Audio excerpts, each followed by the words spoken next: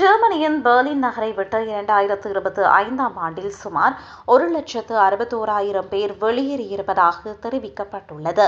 இந்த எண்ணிக்கை இதுவரை பதிவு செய்யப்படாத சாதனை அளவு என நிபுணர்கள் தெரிவித்துள்ளனர்.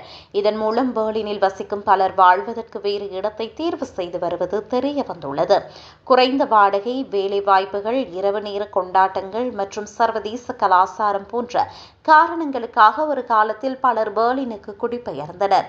ஆனால் இப்போது அங்கு அதிகரித்து வரும் வீட்டு செலவுகளும் இடப்பற்றாக்குறையும் அங்கு வசிக்கும் பல குடும்பங்களுக்கு பிரச்சினைகளை எடுத்துரைக்கின்றன. எனவே நகரில் குறைந்த வாடகைக்கு பெரிய வீடுகளை கண்டுபிடிப்பது கடினமாக இருப்பதாக தெரிவிக்கப்படுகிறது.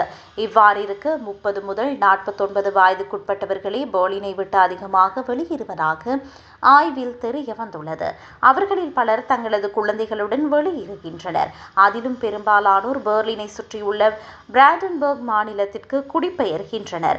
அங்கு குறைந்த வாடகையில் வீடுகள் கிடைப்பதாக அவர்கள் தெரிவித்துள்ளனர்.